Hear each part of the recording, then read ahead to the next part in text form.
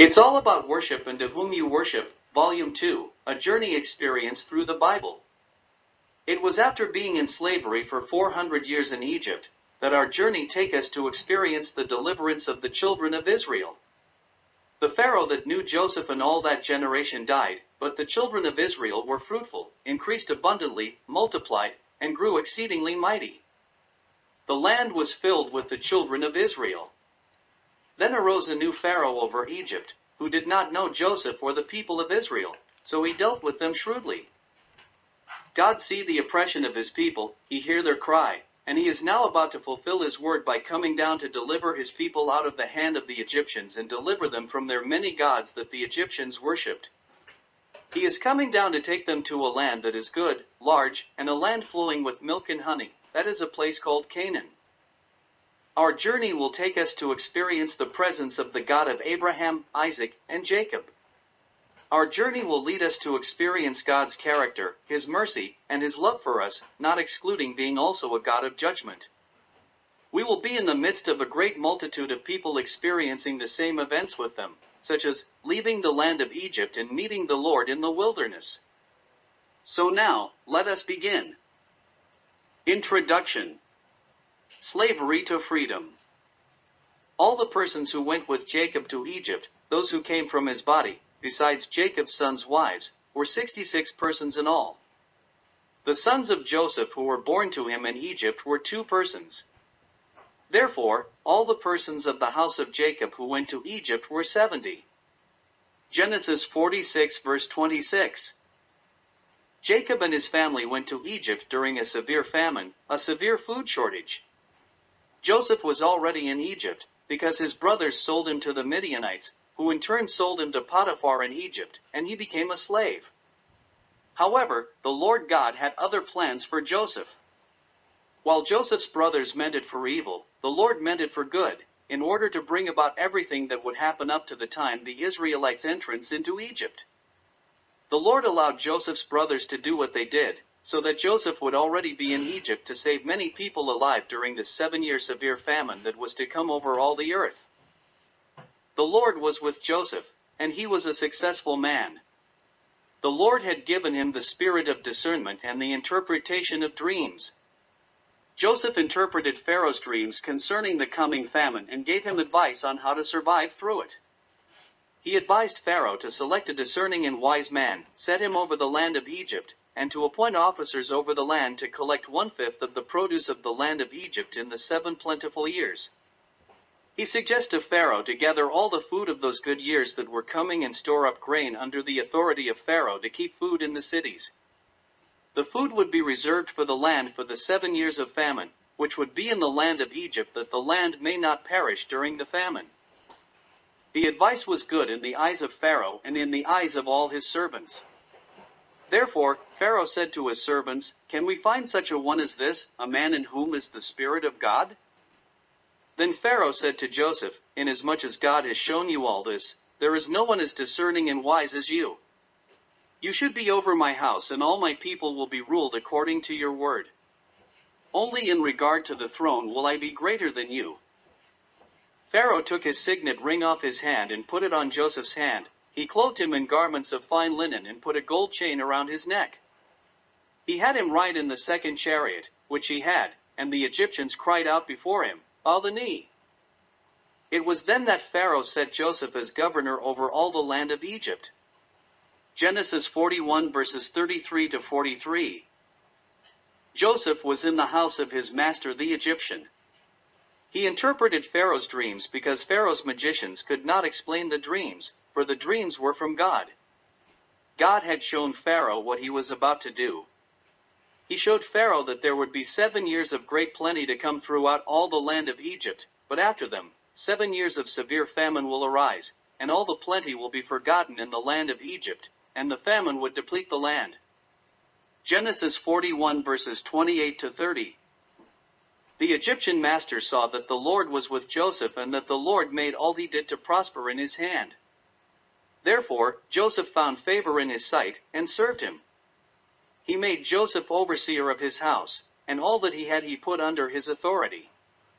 He became ruler over Pharaoh's house, and all his people were ruled according to his word.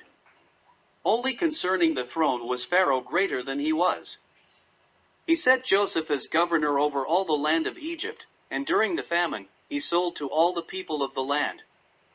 Genesis 39 verses 1 to 5, 41:40, 41. Joseph was in charge of opening all the storehouses. He sold to the Egyptians, and every country came to the land of Egypt to buy grain, because the famine was severe in all the lands. Genesis 41 verses 56 to 57. Joseph revealed himself to his brothers. He had them go to their father in Canaan, that he and his household may come down to Egypt. They would dwell in the land of Goshen, be near to him, and they would have plenty of grain to eat during the food shortage.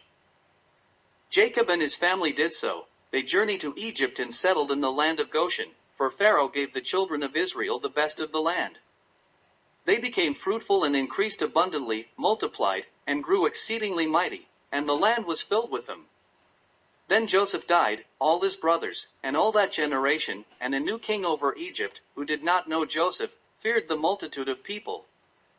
He feared that one day the Hebrews might join their enemies and fight against them and go up out of the land. Therefore, the new Pharaoh and the Egyptians set taskmasters over the children of Israel to afflict them with their burdens. Exodus 1 verse 2, 6 to 11, Genesis 15 verses 13 and 14. The Hebrews were in the land of Egypt for 430 years. As the Lord had spoken to Abraham generations earlier that his descendants would be strangers in a foreign land that was not theirs, would serve them, and be afflicted by them 400 years. The Lord also promised that he would judge that nation, and afterward the children of Israel would come out with great possessions. Genesis 50 verse 24. Birth of Moses. Moses' parents were from the tribe of Levi. He was born to Jochebed and Amram. His brother was Aaron, and his sister was Miriam. Moses was born during the time 1527 BC, when Pharaoh King Thutmose I in 1539 to 1514 BC, ordered his people to kill every male child born to the Hebrew women by casting them into the river. However, because Pharaoh could not count on the midwives to kill the male children on the birth stools of the Hebrew women, for they feared the Lord, therefore he ordered his people to drown them. To save her son from the Egyptian authorities, Jochebed hid him for 3 months, for she saw that he was a beautiful child. When she could no longer hide him, she took an ark of bulrushes for him, daubed it with asphalt and pitch, put the child in it, and laid it in the reeds by the river's bank. Miriam, the baby's sister, stood far off to know what would be done to him. Exodus 6 verse 20, 2:1-4. It was God's plan that Pharaoh's daughter should find the baby, so that he would be raised as her own son and brought up in the royal court as a prince of the Egyptians. The Lord wanted the child Moses to learn the wisdom of the Egyptians and be mighty in words and deeds. Therefore, when the princess came down to bathe at the river, and as her maidens walked along the riverside, she saw the ark among the reeds and sent one of her maids to get it. When she opened the ark, she saw the child, and he was crying, and she had compassion on him. Acts 7 verses 21 and 22, Exodus 2 verses 5 and 6. The Lord was also determined that Moses should know his true family, therefore, he was brought up in his father's house for 3 months. When the Pharaoh's daughter found him along the river bank, his sister Miriam said to her, "Should I go and call a nurse for you from the Hebrew women, that she may nurse the child for you?" Pharaoh's daughter said to her, "Go." Therefore, Miriam went to get their mother, and she took the child, nursed him, and received wages for caring for her own son. When his nursing period was over, and the child grew, his mother brought him to Pharaoh's daughter, and he became her son. Pharaoh's daughter called his name Moses, saying, "Because I drew him out of the water." She took him away, adopted him, and brought him up as her own son. Nevertheless, Moses was a Hebrew in heart. Acts 7 verse 21, Exodus 2 verses 7 to 10. Moses flee from the face of Pharaoh. As time passed and Moses became a grown man, he went to his brethren and looked at their burdens. He saw an Egyptian beating a Hebrew, one of his brethren. He killed the Egyptian and buried him in the sand. The next day he went out, saw one of his own brethren beating another Hebrew brother, and said to the one beating the other, "Why are you striking your companion?" The man said, "Who made you a prince and a judge over us? Do you intend to kill me as you killed the Egyptian?" Moses feared and said, "Surely this thing is known." Pharaoh did hear of this matter and sought to kill Moses, but Moses fled from the face of Pharaoh and dwelt in the land of Midian. Exodus 2 verses 11 to 15. Reuel, who was also Jethro, was the priest of Midian. He had 7 daughters. While Moses was sitting down by a well, Reuel's daughters came to draw water and fill the troughs to water their father's flock. Then shepherds came and drove them away, but Moses stood up and helped them and watered their flock for them. When the daughters returned to Reuel, their father, he said, "How is it that you have come so soon today? An Egyptian delivered us from the hand of the shepherds, and he also drew enough water for us and watered the flock." They answered. The daughters of Reuel recognized Moses as an Egyptian because, to them, a Hebrew would not be dressed in Egyptian royal clothing. Therefore, they considered him an Egyptian. Reuel said to his daughters, "And where is he? Why is it that you have left the man? Call him, that he may eat bread." Exodus 2 verses 16 to 20. Moses accepted the invitation of Reuel. Reuel offered Moses a home to live with him, and Moses was content. Reuel gave his daughter, Zipporah, to Moses' wife, and she bore him a son. He called his name Gershom, for he said, "I have been a stranger in a foreign land." Exodus 2 verses 21 and 22. God remembers his covenant. Now it happened in the process of time that the king of Egypt died. Then the children of Israel groaned because of the bondage, and they cried out, and their cry went up to God because of the oppression. The Lord God heard their groaning, and he remembered his covenant with Abraham, Isaac, and Jacob. The Lord looked upon the children of Israel, and he acknowledged them. Exodus 2 verses 23 to 25. The Lord sends Moses to Pharaoh. Moses was tending the flock of his father-in-law, Jethro, who was the priest of Midian. He led the flock to the back of the desert and came to Horeb, the mountain of God. The angel of the Lord, who was a visitation of the presence of Jesus, appeared to him in a flame of fire from the midst of a bush. He looked, and behold, the bush was burning with fire, but the bush was not consumed. Then Moses said, "I will now turn aside and see this great sight, why the bush does not burn." Exodus 3 verses 1 to 3. The Lord saw that Moses turned aside to look, and God called to him from the midst of the bush and said, "Moses, Moses." Moses said, "Here I am." The Lord said, "Do not draw near this place. Take your sandals off your feet, for the place where you stand is holy ground." Then the Lord said, "I am the God of your fathers, the God of Abraham, the God of Isaac, and the God of Jacob." Moses hid his face, for he was afraid to look upon God. Exodus 3 verses 4 to 6. The Lord said to Moses, "I have surely seen the oppression of my people who are in Egypt, and have heard their cry because of their taskmasters, for I know their sorrows. Therefore, I have come down to deliver them out of the hand of the Egyptians, and to bring them up from that land to a good and large land, to a land flowing with milk and honey, to the place of the Canaanites, the Hittites, the Amorites, the Perizzites, the Hivites, and the Jebusites. Now therefore, behold, the cry of the children of Israel has come to me, and I have seen the oppression with which the Egyptians oppress them. Come now, therefore, and I will send you to Pharaoh that you may bring my people, the children of Israel, out of Egypt." Exodus 3 verses 7 to 10. Moses said to God, "Who am I that I should go to Pharaoh, and that I should bring the children of Israel out of Egypt?" The Lord said, "I will certainly be with you, and this will be a sign to you that I have sent you. When you have brought the people out of Egypt, you shall serve God on this mountain." Exodus 3 verses 11 to 12. Moses said to God, "Indeed, when I come to the children of Israel and say to them, 'The God of your fathers has sent me to you,' and they say to me, 'What is his name?' what should I say to them?" The Lord said to Moses, "I am who I am," and he said, "You shall say to the children of Israel, 'The Lord God of your fathers, the God of Abraham, the God of Isaac, and the God of Jacob, has sent me to you. This is my name forever, and this is my memorial to all generations. Exodus 3 verses 13 to 15. The Lord assured Moses that his presence would certainly be with him. He gave Moses a sign to take to the Hebrews to show that he had sent him. Moses did the signs in the sight of the people. Therefore, the people believed, and when they heard that the Lord had visited the children of Israel, and that he had looked on their affliction, then they bowed their heads and worshipped. Exodus 4 verses 30 and 31.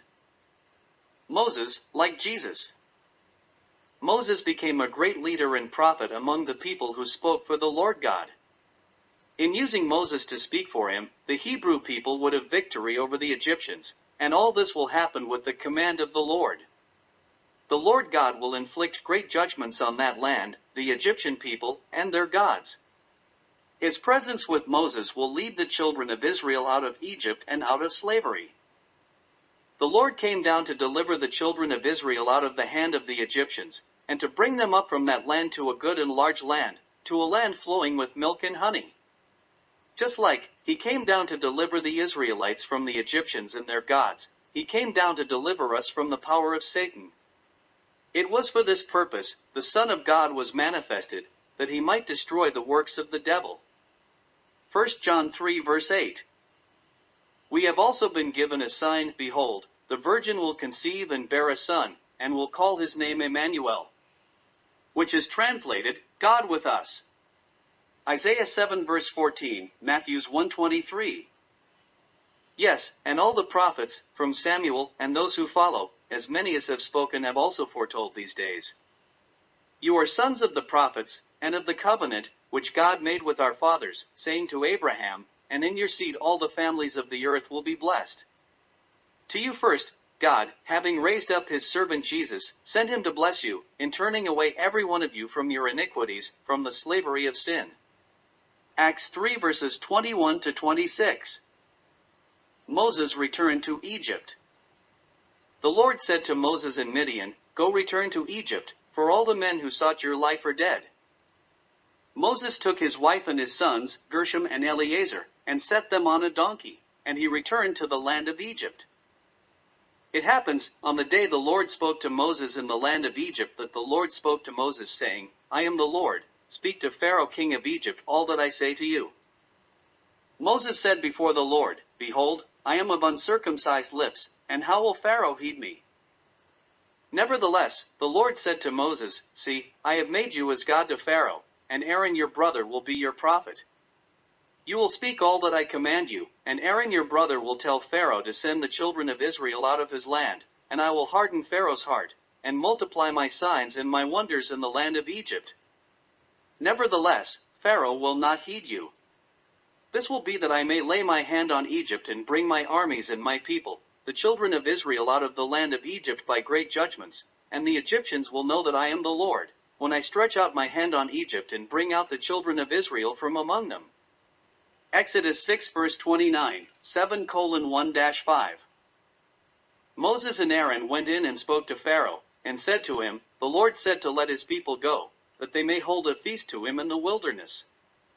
However, Pharaoh mocked and said, Who is the Lord that I should obey his voice to let Israel go? I do not know the Lord, nor will I let Israel go. This was the first encounter with Pharaoh since Moses had fled from him. The Lord hardens Pharaoh's heart, so that he would not let the people go. The Lord raised Pharaoh up for this very purpose, to show his power, that his name may be declared in all the earth, and that Pharaoh would know that there is none like the Lord God in all the earth. Exodus 9 verses 14 and 16. Thank you for listening to the introduction to the book, The Exodus, taken from the book, It's All About Worship and To Whom You Worship. The complete book in whole can be purchased on Amazon.com.